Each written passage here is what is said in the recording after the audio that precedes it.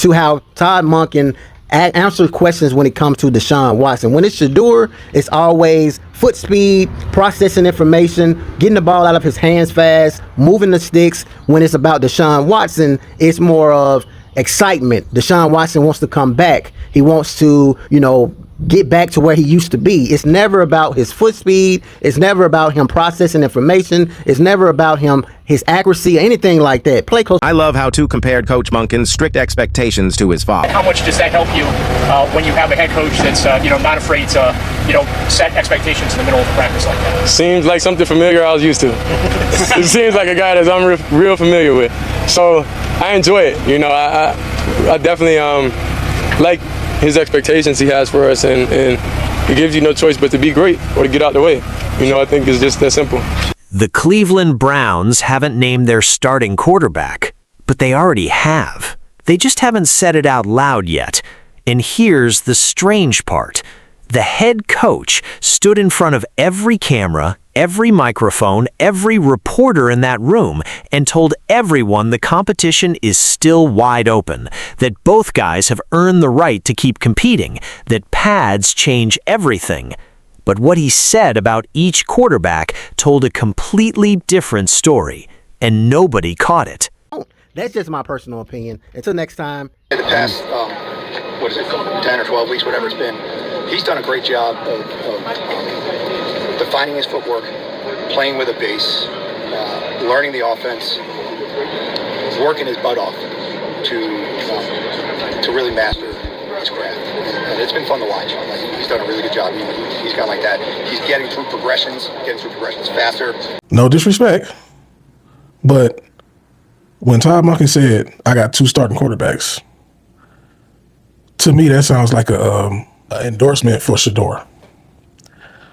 Like, if you got 2 starting quarterbacks, one of them is a 10-year veteran, or almost a 10-year veteran if he's not 10 years, and one is a second-year player, young, budding off a fan base, a superstar. Who are you going to start? Let's go back to mandatory minicamp, final session, the last real evaluation window before a 6-week break sends these players home and the organization sits alone with what they've actually seen. Shedeur Sanders goes 13 of no touchdowns, no interceptions, because the Browns weren't testing deep shots. This was a short game day. Quick screens, quick outs, quick slants. The entire design of practice was about processing speed and ball release. And that matters, because those aren't random drills. That's a coaching staff building a specific skill set, sharpening a specific tool. Who is that tool being built for? Here's where it gets interesting. Todd Monken, the offensive coordinator, one of the most respected minds in football, gets asked about Shedeur's development, and listen to what he actually says. Footwork, decisiveness, processing speed, ball out of hands faster, eliminating lost yardage plays, stacking plays, scoring.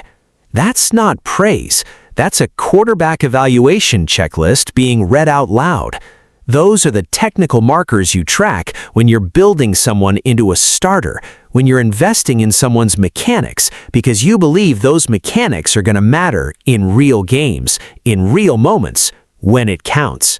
Now listen to what Monken says about Deshaun Watson. I just think he's doing a better job. I think he's being more decisive. Now, it's easy to say we're not in pads. It just feels like he's making quicker decisions. The ball's coming out of his hands, which he's going to have to do. Not that he doesn't have playmaking ability, because he does.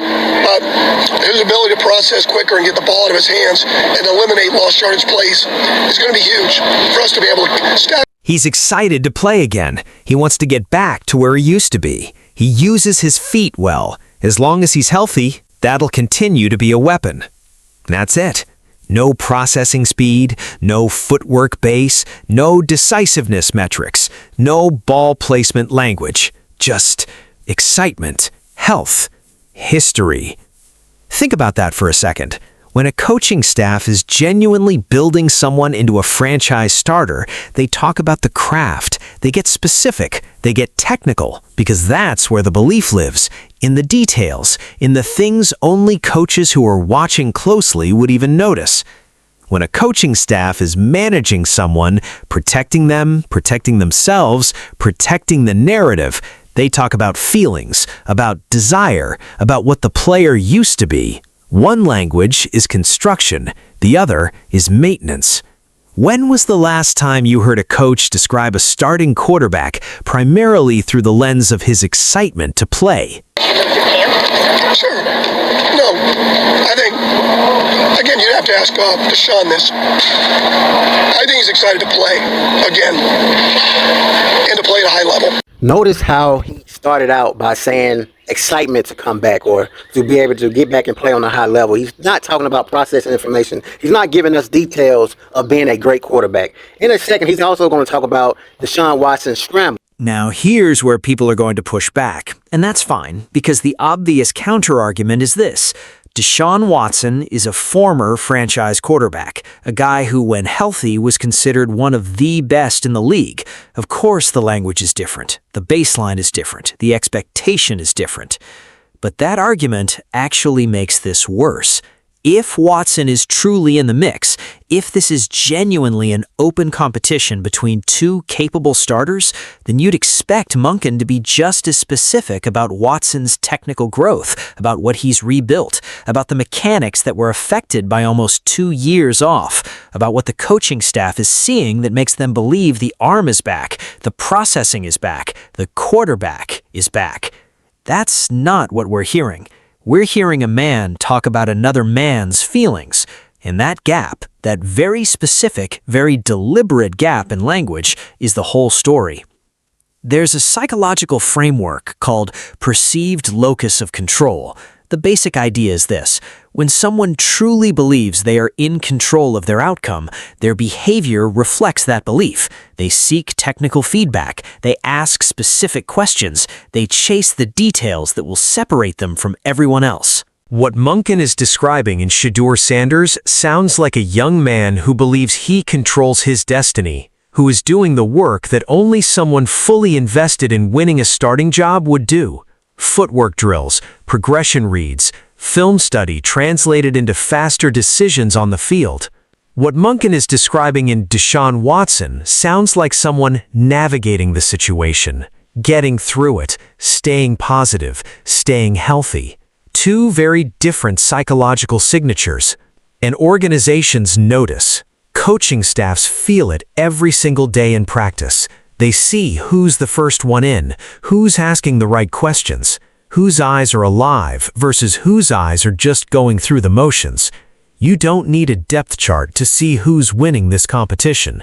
You just need to listen to the people watching.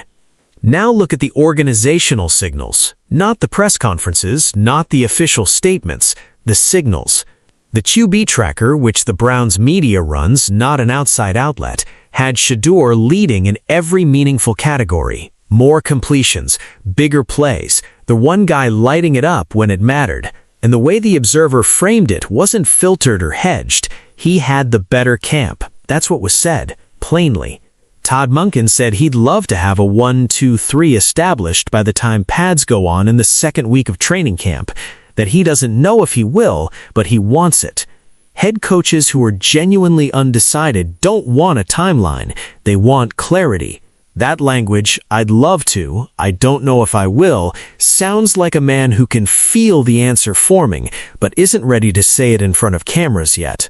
And the rest of that locker room is watching. 52 other men who read energy better than any analyst, who know before any announcement is made which quarterback makes this team better.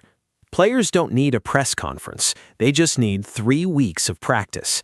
In 3 years, when we look back at the Cleveland Browns rebuild, minicamp 2025 may be the moment the answer was already clear. Not officially, not publicly, but in the way coaches speak about a player when they think nobody is paying close enough attention. And that brings us back to where we started. The Browns haven't named their starting quarterback, but the coaches already have, in every word they chose, In every word, they didn't. Because at the end of all of it, past the depth chart shuffles and the press conference diplomacy and the carefully managed narratives, there's a kid from Colorado who stepped into one of the most complicated quarterback situations in the NFL and started dismantling it, quietly, rep by rep, day by day, until the coaches who watch him every single morning stopped talking about whether he could do this and started talking about exactly how he's doing it. That shift, that specific shift in language, that's everything. So here's what I want to know. Is Shedeur Sanders already the Cleveland Browns' starting quarterback, and this training camp is just the announcement waiting to happen? Or is the coaching staff managing expectations on a 23-year-old who's about to hit a wall the moment live bullets start flying? Drop it below. I'll be reading every single one.